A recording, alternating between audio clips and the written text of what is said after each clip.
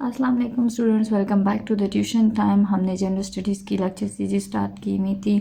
हमने what is gender समझ लिया, व्हाट इज़ सेक्स समझ लिया, हमने वुमेन स्टडीज़ और जेंडर स्टडीज़ को समझ लिया, हमने इनके डिफरेंसेस को स्टडी कर लिया। आज हमारा टॉपिक है multi disciplinary nature of gender studies. हमने बात की इनके डिफरेंस में कि जो जेंडर स्टडीज़ है वो हमारा मल्टी डिसिप्लिनरी सब्जेक्ट है। अब हम इस वर्ड को समझने की कोशिश करेंगे कि जेंडर स्टडीज़ मल्टी डिसिप्लिनरी है किस सेंस में, हम कहना क्या चाह रहे हैं। ठीक है, हम इस चीज़ को एलेबोरेट करते हैं। पहला क्वेश्चन है हमारे पास कि व्हाट इज़ मल्टी डिसिप्लिनरी। पहले हम इस वर्ड को समझ लेते हैं कि मल्टी डिसिप्लिनरी वर्ड से मीनिंग क्या है हमारा। इसका मतलब है crossing the boundary of a particular discipline, यानी किसी भी मखसूस जो डिसिप्लिन है, सब्जेक्ट है, जब हम उसकी बाउंड्री को क्रॉस करते हैं, किसी भी सब्जेक्ट जो है, कोई भी सब्जेक्ट उठा लें, जब वो अपनी बाउंड्री को क्रॉस करता है, दूसरे सब्जेक्ट के साथ इंटरलिंक होता है, तो वो मल्टी डिसिप्लिनरी बन जाता है, यानी एक से ज़्यादा चीज़ों पर मुश्तमिल हो जाता है। ठीक है, जो थोड़े से नॉलेज की बजाय वो बहुत ज़्यादा नॉलेज कवर करने लग जाता है। ठीक है, multi disciplinary field of study, इसमें क्या होता है, इसमें यह है कि मुख्तलिफ बैकग्राउंड से मुख्तलिफ सब्जेक्ट्स में जिन्होंने स्पेशलाइजेशन की है वो सारे लोग कंबाइन होते हैं और एक नया पीस ऑफ वर्क क्रिएट करते हैं, नई फील्ड ऑफ साइंस को हमारे पास क्रिएट करते हैं।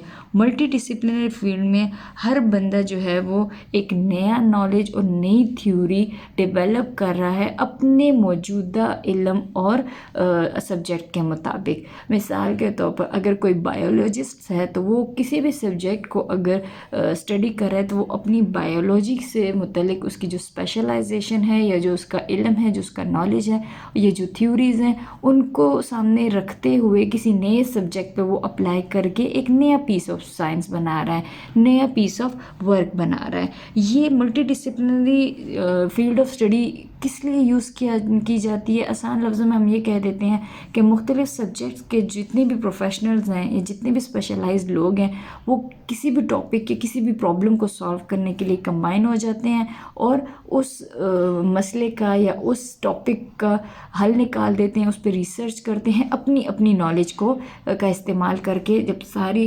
डिफरेंट स्पेशलिस्ट की नॉलेज हम कंबाइन करते हैं तो हमारे पास नया पीस ऑफ नॉलेज बन जाता है। ठीक है, यानी नई फील्ड ऑफ साइंस बन जाती है।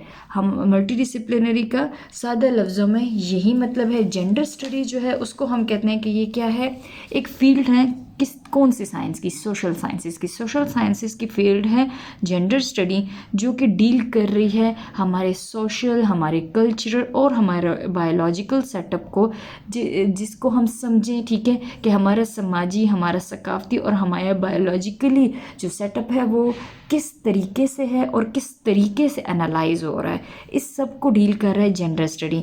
इसीलिए हमने अगर समझना है जेंडर को, ये जेंडर स्टडी सब्जेक्ट को हमने समझना है तो हमारे लिए उतना ही इम्पॉर्टेंट है कि हम इसकी नेचर को भी समझें।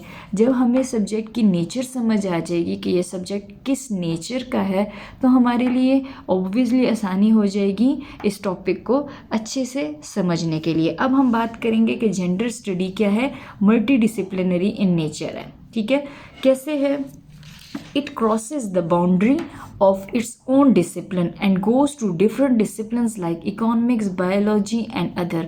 ये सब्जेक्ट अपनी ही बाउंड्री क्रॉस करके दूसरे डिसिप्लिन्स के साथ मर्ज होता है, उस डिसिप्लिन में जाता है। ठीक है, जैसे कि मिसाल के तौर पर इकोनॉमिक्स हो गई, बायोलॉजी हो गई और बाकी साइंसेज हो गई, उनके साथ जाके मिल जाता है या इंटरलिंक हो जाता है। इसीलिए हम कहते हैं कि जो जेंडर स्टडी है वो मल्टीपल डिसिप्लिनरी है।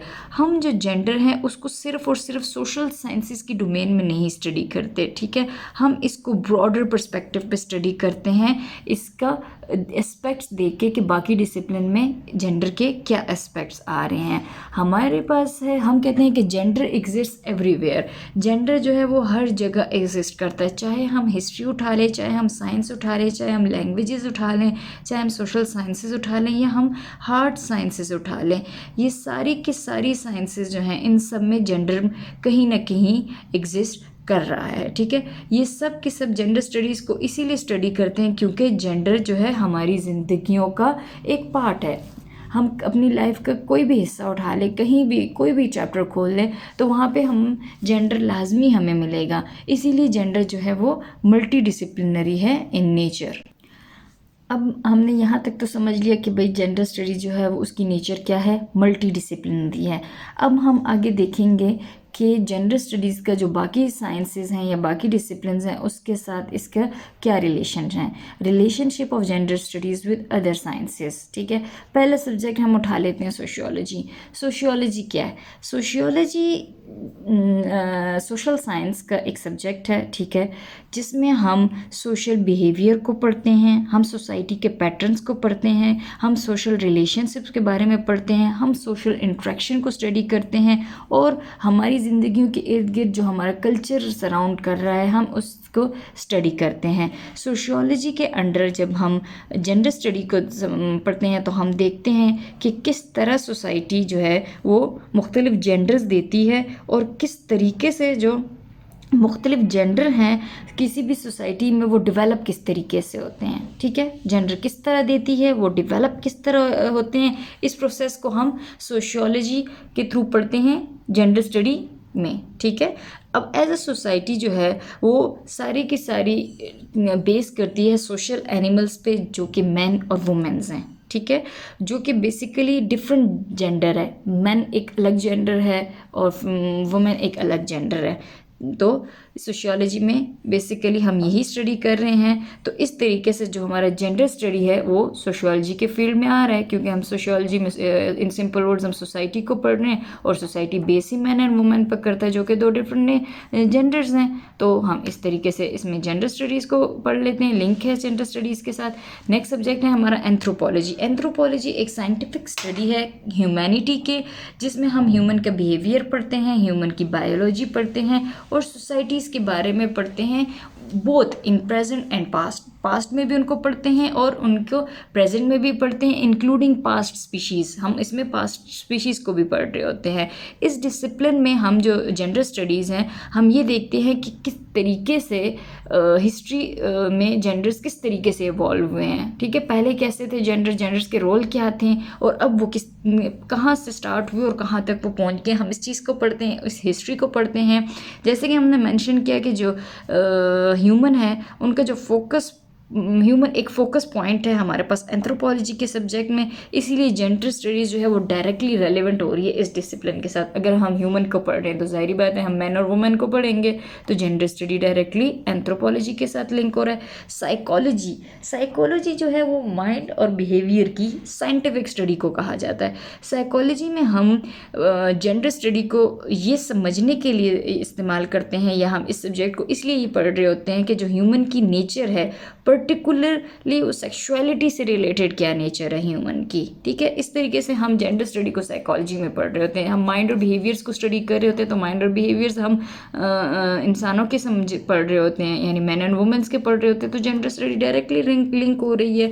नेक्स्ट सब्जेक्ट है हमारे पास बायोलॉजी जो है वो हमें ये डिसिप्लिन जो है ये हमें हेल्प करता है कि हम जो जेंडर हैं इनके बीच में बायोलॉजिकल जो डिफरेंसेस हैं उनको समझ सकें। तो हम इस डिसिप्लिन का इस्तेमाल करते हैं। जिस तरह कि हमने मेंशन किया कि जो जेंडर स्टडी है वो प्योरली बेस करती है जेंडर्स पे, और ये बायोलॉजी ही वो सब्जेक्ट है जो हमें जेंडर के बीच में जो बायोलॉजिकल डिफरेंसेस हैं उनके बारे में बता रहा है। ठीक है, तो जब हम बायोलॉजिकल डिफरेंसेस पढ़ते हैं जेंडर के, तो वो जेंडर स्टडीज़ के अंडर फॉल कर रहे हैं। इसी तरीके से हम बायोलॉजी के अम्ब्रेला के अंडर जेंडर स्टडी को पढ़ते हैं। इकोनॉमिक्स हो गया, इकोनॉमिक्स में हम उठा के देख लें हमारे ट्रेड्स वगैरह को देख लें, या हम अपनी पॉलिटिकल कंडीशन को देख लें, या हम अपनी जो वेजेस हैं हमारी, ठीक है, हम उसको देख लेते हैं, इनकम को देख लेते हैं। हम इस सब्जेक्ट में जेंडर स्टडी को इस तरीके से यूज़ कर सकते हैं कि मर्द और औरतों में इनकम के क्या क्या ज़राए हैं, इनका बिहेवियर किस किस तरीके से डिफरेंट है,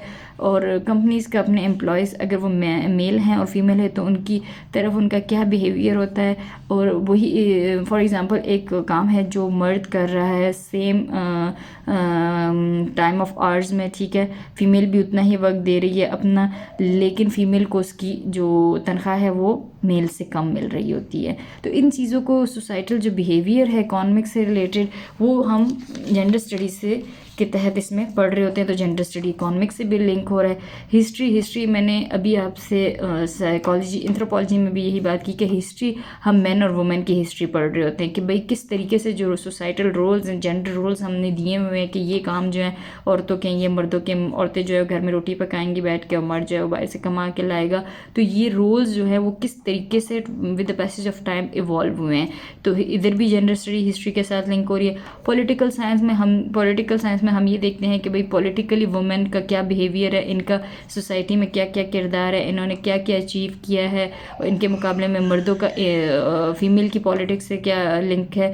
इन सारे टॉपिक्स को हम पॉलिटिकल साइंस में पढ़ रहे होते हैं अंडर जेंडर स्टडीज़। फिर रिलीजन की बात आ जाती है, तो रिलीजन हम ये देखते हैं कि भाई एक रिलीजन जो है वो फीमेल्स पे कितना असरअंदाज हो रहा है, कितनी उनको किस तरीके से उनको चेंज कर रहा है। एक मर्द जो है वो कितना रिलीजियस है, या वो कितने मज़हब को फॉलो करता है, या मज़हब उसके अंदर किस टाइप की चेंजेस लेके आता है। इस सब की स्टडी को हम जेंडर स्टडी के साथ लिंक करते हैं और जेंडर स्टडी इन सारे सब्जेक्ट्स में हमारे पास आ जाता है। कंक्लूजन हम निकालेंगे अब इस टॉपिक का जो हमारा है मल्टी डिसिप्लिनरी नेचर का, कि जेंडर स्टडीज़ जो है उसने तकरीबन तमाम जितने भी डिसिप्लिन हैं इन सब डिसिप्लिन्स में कंट्रीब्यूट किया है, और इन सब डिसिप्लिन्स ने भी जेंडर स्टडीज़ में कंक्लूड किया है। काफ़ी रिसर्चेज हैं जिसमें जेंडर स्टडीज़ इन्वॉल्व हैं इन बाकी साइंसेस की, मतलब सोशोलॉजी से रिलेटेड अगर कोई रिसर्च हो रही है तो उसमें जेंडर स्टडीज़ ने हेल्प की है। अगर जेंडर स्टडी में कोई रिसर्च हो रही है तो उसमें सोशोलॉजी भी हेल्प करेगा, एंथ्रोपोलॉजी भी करेगा, साइकोलॉजी भी करेगी, बायोलॉजी भी, इकोनॉमिक्स भी, हिस्ट्री भी, पॉलिटिकल साइंस भी और रिलीजन में।